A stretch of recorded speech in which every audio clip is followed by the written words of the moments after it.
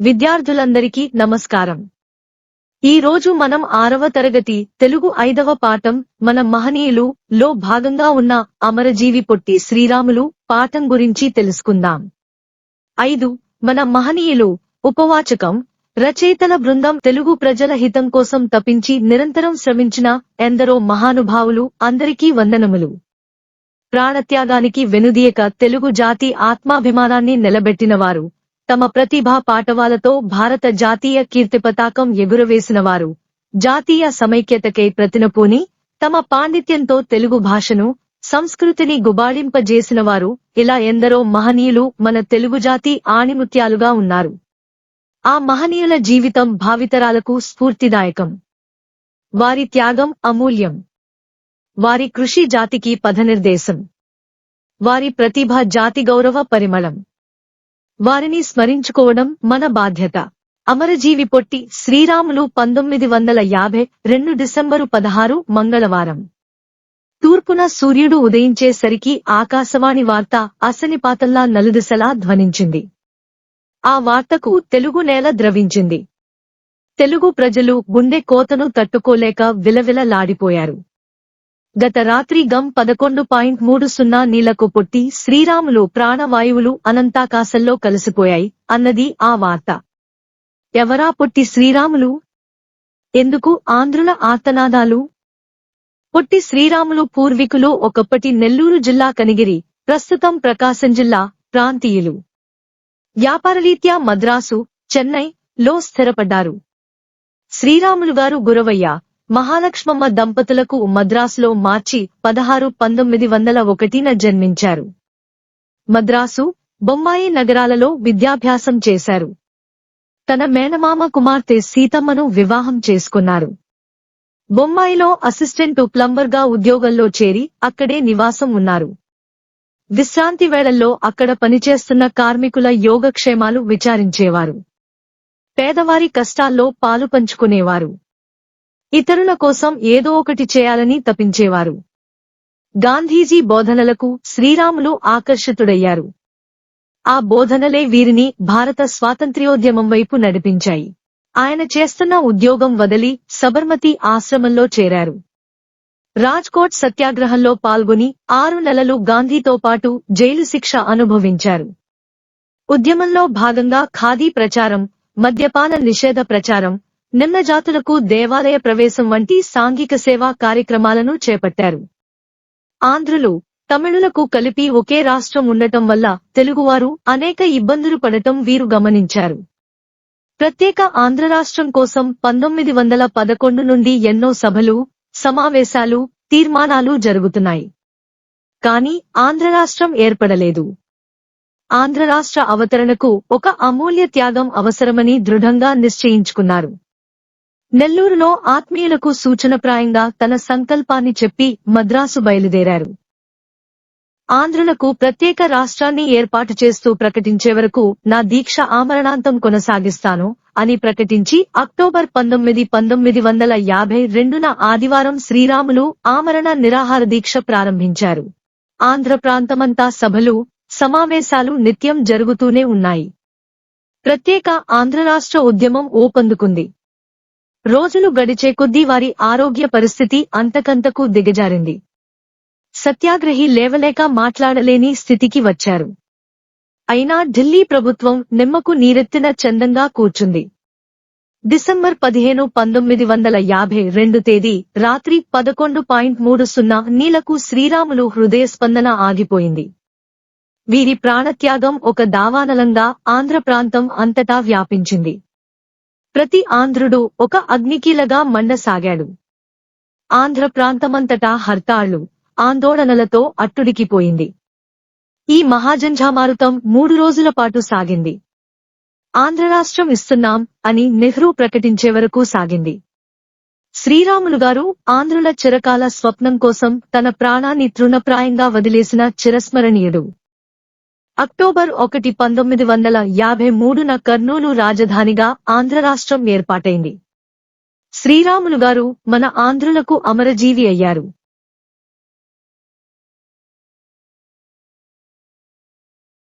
విద్యార్థులందరికీ నమస్కారం. ఈ రోజు మనం 6వ తరగతి తెలుగు 5వ పాఠం మన మహనీయులు లో భాగంగా ఉన్న జాతీయ జెండా రూపశిల్పి పింగళి వెంకయ్య పాఠం గురించి తెలుసుకుందాం. జాతీయ జెండా రూపశిల్పి పింగళి వెంకయ్య. రివ్వు రివ్వున సాగిపోవు రంగురంగుల జెండా మన 3 రంగుల జెండా రండి ఓ బాలలారా బండి బయలుదేరా ఇక జెండా ఎగురవేయ అని జెండా పాటలు పాడతాం కదా. ఆ పతాకం జాతి ఆత్మాభిమానానికి దేశ సార్వభౌమాధికారానికి చిహ్నం. ఆకాశ వీధిలో జెండా రెపరెపలాడుతూ ఉంటే ప్రతి భారతీయుడి గుండె దేశభక్తితో ఉప్పొంగుతుంది. ఎందరో వీరుల త్యాగం జ్ఞప్తికి వస్తుంది. అంతటి మహనీయత కలిగిన మన జాతీయ పతాక రూపశిల్పి పింగళి వెంకయ్య. జెండా వెంకయ్యగా ప్రసిద్ధుడైన పింగళి వెంకయ్య 1878 ఆగస్టు 2వ తేదీన కృష్ణా జిల్లా భట్ల పెనుమరులో జన్మించారు. వీరు హైస్కూలు చదువు పూర్తి చేసిన తరువాత దేశభక్తితో 19 ఏళ్ల వయసులోనే సైన్యంలో చేరారు. మన దేశానికి స్వాతంత్ర్యం కోసం ఉద్యమజ్వాలలు ఎగిసిపడుతున్న తరుణం అది. గాంధీగారితో వీరి పరిచయం స్వాతంత్ర్య ఉద్యమానికి బాట పట్టించింది. 1906వ సంవత్సరంలో కలకత్తాలో జరిగిన జాతీయ కాంగ్రెస్ మహాసభలకు పింగళి వెంకయ్య హాజరయ్యారు. అక్కడ బ్రిటీషు జెండా ఎగురవేయడం వీరికి నచ్చలేదు. బ్రిటీషు వారి సార్వభౌమాధికారం తెలిపే వారి జెండా మనకు జాతీయ పతాకం ఎలా అవుతుందన్న ప్రశ్న వెంకయ్య గారికి తలెత్తింది. జాతీయ జెండా రూపకల్పనకు వెంకయ్య గారిని పురికొల్పింది. 1921వ సంవత్సరంలో విజయవాడలో జరిగిన అఖిల భారతీయ కాంగ్రెస్ సమావేశంలో గాంధీజీ పింగళి వెంకయ్యను జాతీయ పతాకం చిత్రించి ఇవ్వమని అడిగారు. 3 గంటల వ్యవధిలో జెండాను రూపొందించి ఇచ్చారు. జెండాలో కాషాయరంగు త్యాగానికి, దేశభక్తికి ప్రతీకగా, తెలుపు రంగు శాంతికి సత్యానికి చిహ్నంగా, ఆకుపచ్చ రంగు సమృద్ధికి, నమ్మకానికి గుర్తుగా వీరు త్రివర్ణ పతాకాన్ని రూపొందించారు. ఈ పతాకం మధ్యలో మొదట రాట్నం ఉండేది. తరువాత దాని స్థానంలో అశోక ధర్మచక్రం చేర్చారు. భారతీయులందరికీ ఉద్యమ స్ఫూర్తిని కలిగించి స్వాతంత్ర్యోద్యమం కొరకు ఏకతాటిపై తేగలిగింది మన జెండాయే. మన జాతీయ జెండా రూపకర్త మన ఆంధ్రుడవ్వడం మనకు గర్వకారణం. నిరాడంబర జీవితం, నిస్వార్థ సేవా తత్పరతే ధ్యేయంగా బ్రతికిన వీరు 04-07-1963న స్వర్గస్థులయ్యారు. వారు మన మధ్య లేకపోయినా వారు రూపొందించిన జాతీయ పతాకం ప్రతి భారతీయుని గుండె ఉప్పొంగేలా, జాతి సగర్వంగా తల ఎత్తుకునేలా ఆచంద్రతారార్కం రెపరెపలాడుతూనే ఉంటుంది.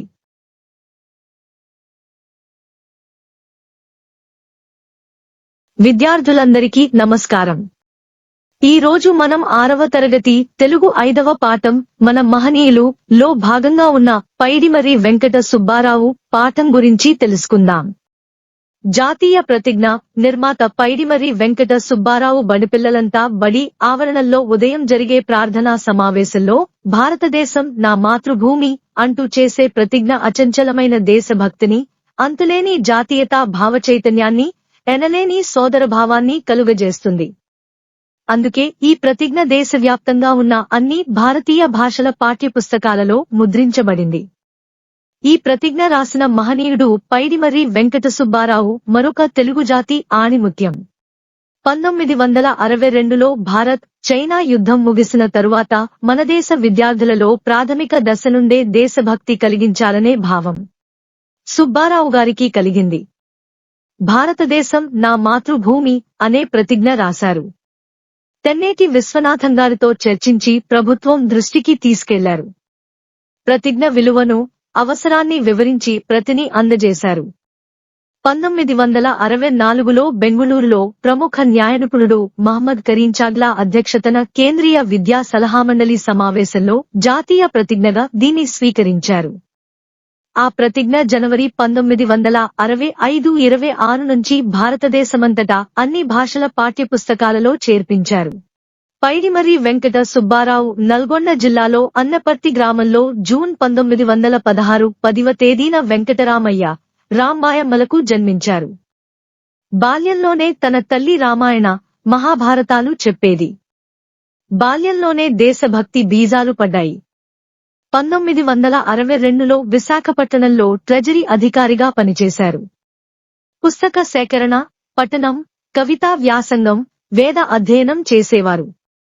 ఆయన భూస్వామ్య పద్ధతిలోని వెట్టిచాకిరిని నిరసిస్తూ ఎన్నో కథలు రాశారు. దేవదత్తుడు, తులసీదాసు, త్యాగరాజు మొదలైన పద్యకావ్యాలు రాశారు. గృహస్థ జీవితం, స్త్రీధర్మము, తార, శ్రీమతి అనే నాటకాలు రాశారు. బాలరామాయణం, వెంకటేశ స్తుతులు మొదలైన రచనలు చేశారు. భారతదేశ వారసత్వ సంపదగా వస్తున్న సాంస్కృతిక, సామాజిక విలువలను కాపాడటం భావి భారత పౌరుల ప్రథమ కర్తవ్యం. ఇందుకోసం బాలలను సమాయత్తం చేస్తుంది ప్రతిజ్ఞ. దేశ భాషలన్నింటిలోనికి అనువదించబడి దేశమంతా ప్రతినిత్యం ప్రతిధ్వనిస్తూ జాతీయ గీతాల సరసన వెలుగుతుంది. ఈ ప్రతిజ్ఞ ధ్వనించినంతకాలం పైడిమర్రి వారు దేశ పౌరుల హృదయాలలో కలకాలం నిలిచే ఉంటారు.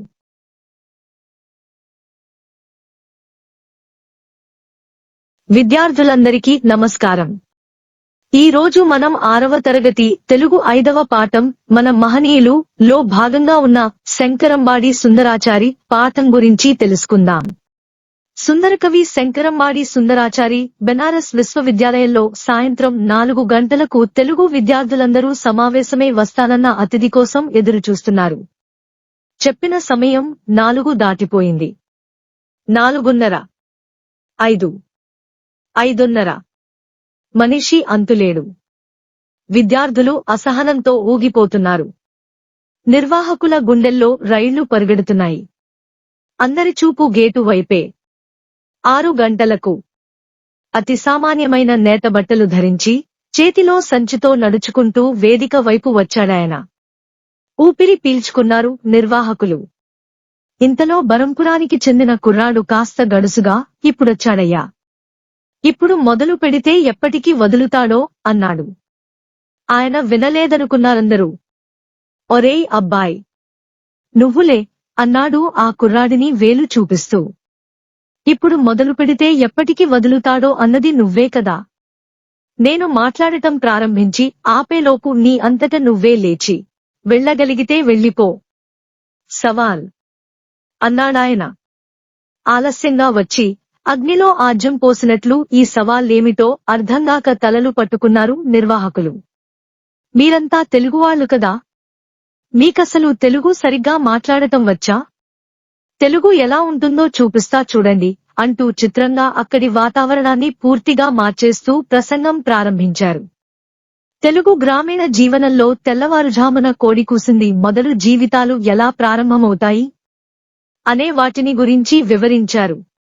పల్లెపడుచుల కునిరాగాలు, పశువుల అరుపులు, పిట్టల కూతలు, ముగ్గులు వేస్తూ ఇల్లాలు పాడే తెలుగు జానపద గీతాలు, పల్లె సుద్దులు, అమ్మ పాడే భక్తి పాటలు, పిల్లల ఆటలు పాటల గురించి వర్ణించారు.